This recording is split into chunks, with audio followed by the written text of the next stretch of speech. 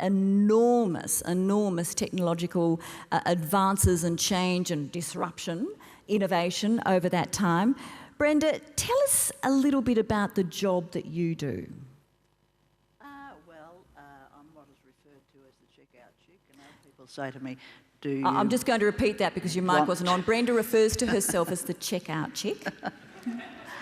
And, people say to me, do I object to that title? And I say, no, I've always been called that and I'm proud to be one, and particularly working for Coles.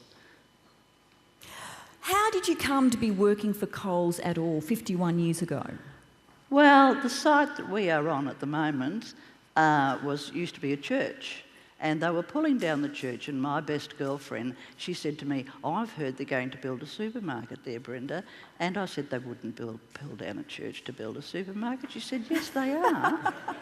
Sign of the times, isn't it? And anyway, so sure enough, up come the supermarket. She said, and I'm going to get a job there. I said, well, if you are, I am too. And 50 years later, here I am, still there. Brenda, what has kept you there? I mean, I think, 10 years is a long time in a job, but 50 years? But, there's never a dull moment in the retail world. If it's not actually within the shop, it's the customers or something happening.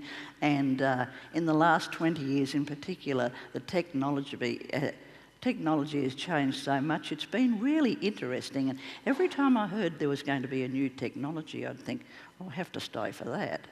And you just greet it as you go. And I quite often say that when I first started in 1967, the job was really hard. But technology has made it so much easier for a person of my age to work. And I think if I had to work as hard as I did in 1967, I wouldn't be there, but technology has done wonderful things. Brenda, the technology didn't ever feel a little bit overwhelming for you? I mean, the changes, particularly in things like barcode and EFTPOS and the way we make payments. No, I've always welcomed it. In fact, when the computers first began to be popular, my daughter said to me, I won't get a computer, Graham's going to get a computer. And I said, if I were you, I said, that's going to be the new world. And if you want to get anywhere in the world, you'll have to learn the computer. I said, if I was 20 years younger, I would learn the computer.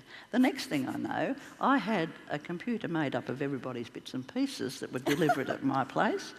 And I fiddled with it. And I sent my daughter an email. And I said to her, that if she wanted to know what was in the email, she'd have to open it and go on the computer. And she never looked back after that.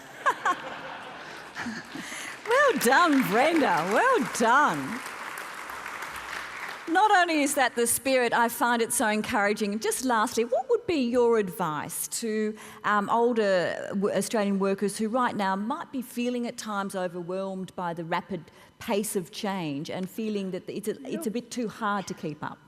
It all seems very daunting, and you look at it and you think, no, that's too hard. But once you start, you get involved and you think, I've got to learn how to do that. And once you do, it's a piece of cake. It is really easy. Once you do, it's a piece of cake. There you go, ladies and gentlemen. Just one last question, I can't help myself. What time do you start work? What time do you get up and what time do you start work? I start at 6:30 of a morning, and I'm up at 4:30. So you're...